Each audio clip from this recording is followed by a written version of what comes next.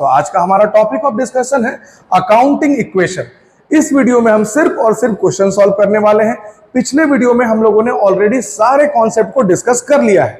हालांकि इस वीडियो को स्टार्ट करने से पहले फिर से हम आपको इसका रूल बतलाएंगे कि accounting equation asset is equal to capital plus liability. दो ही रूल है बेटे।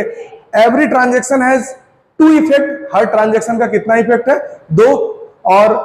और दूसरा नियम है कि अगर कोई भी इनकम है तो कैपिटल से जोड़ दीजिए, कोई भी एक्सपेंसेस है तो कैपिटल से घटा दीजिए। बस इसी दो छोटे नियम के साथ हम लोग अपने क्वेश्चंस को शुरू करते हैं। तो देखिए पहला क्वेश्चन आपके स्क्रीन पे, prepare accounting equation on the basis of following transaction. पहला ट्रांजेक्शन देखिए, started a business with a cash of rupees 1 lakh.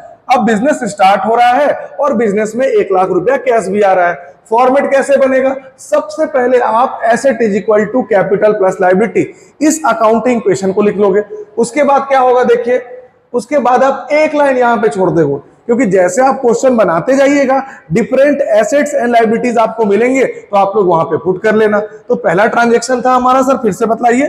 पहला ट्रांजेक्शन था business started with A cash of rupees 1 lakh. तो देखिए बिजनेस स्टार्ट हुआ है 1 लाख रुपए का कैश से, तो हम लोग एसेट साइड में लिख देंगे कैश और इसके सामने लिख देंगे 1 लाख, क्योंकि जैसे बिजनेस स्टार्ट होगा बिजनेस में 1 लाख रुपया क्रेडिट हो जाएगा और वही मेरा बराबर किसके होगा? मेरे कैपिटल के। तो ये देखिए क्या मेरा LHS इक्वल टू RHS है? हाँ सर, 1 लाख मेरे डेबिट साइड में एसेट साइड में भी है और 1 लाख मेरे कैपिटल प्लस लायबिलिटी साइड में है। बहुत बढ़िया सीख रहे हैं सर। सर ऐसा क्यों किए? देखो बिजनेस स्टार्ट किए तो बिजनेस में 1 लाख रुपया कैश आया तो कैश अपने जगह पे चल गया। वो 1 लाख रुपया क्या है? तो सर 1 लाख रुपया कैपिटल है, वो भी अपने जगह पे चला गया। अब चलते हैं हम लोग दूसरे ट्रांजेक्शन में। बहुत अच्छा सीख रहे हो आप लोग। देखो दूसरा transaction, credit purchases of goods. इस बार आप लोगों ने गुड्स खरीदा। अब समझ लो पहले, credit purchase of goods, goods खरीद रहे हैं। हाँ सर, गुड्स खरीदिएगा तो आपके पास क्या आएगा? सर गुड्स का स्टॉक आएगा। तो एक नया एसेट आ गया आपके साथ। जल्दी से इसको यहां पे लिख दीजिए। ये ट्रांजेक्शन नंबर 1 था, अब ये ट्रांजेक्शन नंबर 2 है। स्टॉक खरीद लिया हम लोगों ने। स्टॉक खरीद लिया, कितने का स्टॉक खरीदा? 60,000 का। ये लग गया 60,000।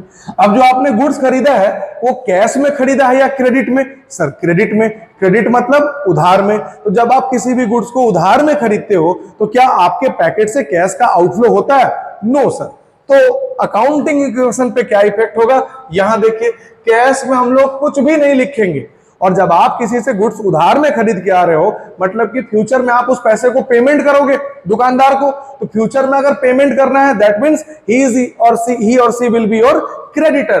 तो यहां पे एक नया लायबिलिटी आ गया मेरे प्यारे बच्चों, जल्दी से लिखो, क्रेडिटर। क्यों क्रेडिटर? क्योंकि आपने 60,000 का स्टॉक कैश में नहीं उधार में खरीदा है। तो उधार में खरीदा है इसीलिए क्रेडिटर बना दो। अगर कैश में खरीदते तो कैश का आउटफ्लो होता। अब हर ट्रांजैक्शन के बाद इक्वेशन चेक करो। सर आपने पहले वाले में क्यों नहीं किया था? क्योंकि पहले वाले में तो एक ही ट्रांजैक्शन था। देखो कैश कितना? 1 लाख, थोड़ा छोटा छोटा लिखना होगा हमको, प्लस स्टॉक कितना? 60,000। ओके, मेरा एसेट साइड कितना हो गया? 1,60,000। लायबिलिटी साइड में देख लो 1 लाख। सर ये तो इस ट्रांजैक्शन में नहीं था। बेटे हमें शुरू से सारे ट्रांजैक्शन को लेकर चलना होगा जब हम इक्वेशन निकालेंगे। और इधर भी देख लो 1,60,000, मतलब हमारा इक्वेशन हो गया मैच्ड। Very good. अब जिनका इक्वेशन मैच हो गया जल्दी से थम्स अप करेंगे मेरे को। Very good very good. अब आइए जल्दी से ट्रांजैक्शन नंबर 2 में, सॉरी 3 में, गुड्स परचेजेस फॉर 20,000। इस बार वापस से आप लोगों ने गुड्स खरीदा है और गुड्स खरीदा है कितने का? सर 20,000 का। तो 20,000 का गुड्स खरीदने पे गुड्स मतलब स्टॉक बढ़ेगा कि घटेगा? सर बढ़ेगा। तो बढ़ा दो जी। ये थर्ड नंबर ट्रांजैक्शन हो गया, गुड्स बढ़ गया 20,000 का। अब बताओ गुड्स जो आपने खरीदा है वो कैश में खरीदा है कि क्रेडिट में? सर हम लोगों ने गुड्स को खरीदा है कैश में। कैश का आउटफ्लो हो रहा है। तो बताओ कैश का आउटफ्लो हो रहा है मतलब कि कैश भी सर घट जाएगा। कितने से घट जाएगा? 20,000 से घट जाएगा। Very good very good. चलो जल्दी से इसके अकाउंटिंग इक्वेशन पे इफेक्ट देखो।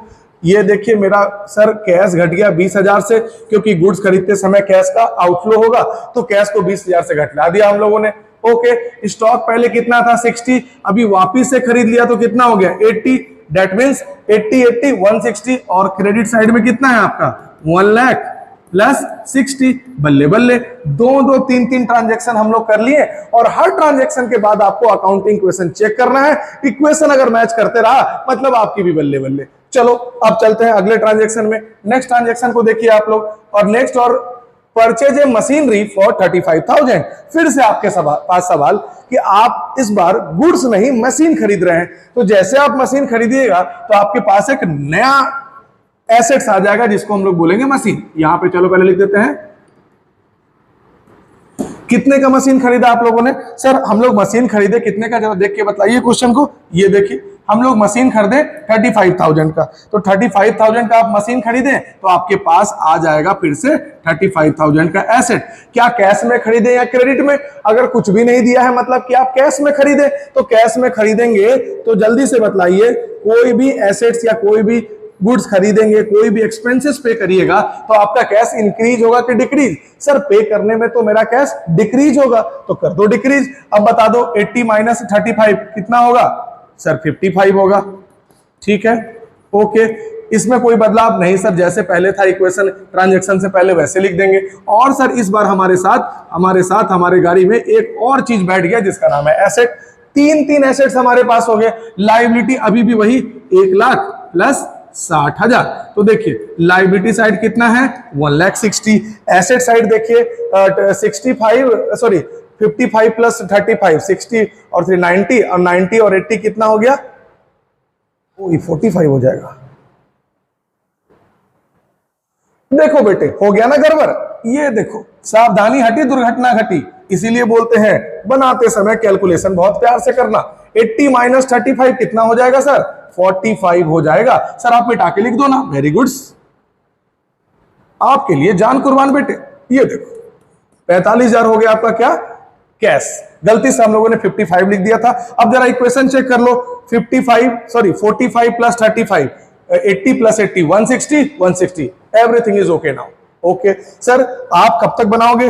रुकना मेरा काम नहीं, चलते जाओ। अंतिम ट्रांजैक्शन आपके सामने, पेड ए सैलरी ऑफ 6,000। फिर से मैं आपको नियम दोहराऊंगा। क्या था हमारा नियम कि एवरी ट्रांजैक्शन हैज 2 इफेक्ट्स। और दूसरा क्या है कि all the expenses will be deducted from the capital and all the income will be added to the capital। हर खर्चों को आप कैपिटल से घटा देना और हर इनकम को कैपिटल में जोड़ देना। तो आप मुझे बताओ कि सैलरी पे करना खर्चा है कि इनकम है? सर सैलरी पे करना तो एक खर्चा होता है, तो आओ इसका भी ट्रीटमेंट हम लोग कर देते हैं। आ जाओ जी जल्दी से बोला जाओ। चलो यहां पे हो गया मेरा 5वां ट्रांजेक्शन। सर थोड़ा इसको ऊपर क्या कर सकते हैं? बेटे आपके लिए जान दे सकते हैं, ऊपर करने का क्या बात है। ये देखो हो गया ऊपर। हाँ चलो अब सर 5वां ट्रांजैक्शन क्या है आपके पास? सर इस बार हम लोगों ने सैलरी पे किया 6,000 का। तो सैलरी जैसे पे करोगे तो कैश बढ़ेगा कि घटेगा? सर कैश तो घट जाएगा सर, कैश का आउटफ्लो हो जाएगा। वेरी गुड, तो कैश में से घटा दो।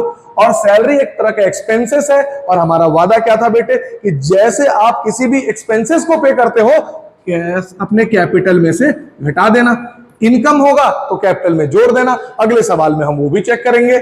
देखिए अब 45 माइनस 6 कितना हो जाएगा? 39 plus 80 plus 35 is equal to 1 lakh में से 6 घटाएंगे कितना होगा? 94। श्रेयस थोड़ा इक्वेशन जोड़ लो जल्दी से, सीखे सही है कि गलत? 60,000। चलो अब ये हो गया हमारा सारा ट्रांजैक्शन बराबर। तो जल्दी से एक बार कैलकुलेशन करके देख लीजिए तो कितना हो रहा है। पहले लायबिलिटी साइड देख लीजिए। 94 प्लस 60 कितना हो गया? 94 प्लस 60 कितना हो गया श्रेयस? 1,54,000। सर एसेट साइड में जोड़ के दिखलाइए। आपके सामने दिखलाते हैं जोड़ के हम। हमारे साथ कुछ नालायक बच्चे हैं जो कि बोल नहीं पाए तो हम आपके सामने तुरंत कैलकुलेशन करेंगे। देखो जी जल्दी से देखो। अरे तुम ऊपर चलो थोड़ा सा। ओके कितना है? 39,000 प्लस किधर है प्लस 80,000 प्लस 35,000। एक ज्यादा जीरो हो गया क्या? हाँ कितना हो गया जल्दी बताइए? 154। सर हो गया हिसाब बराबर। जैसे आपके LHS is equal to RHS हो जाए मतलब कि आपने जो भी सवाल बनाया है वो बिल्कुल सही बनाया है। Thank you so much my dear students. मिलते हैं आपसे अगले वीडियो में एक नए क्वेश्चन के साथ।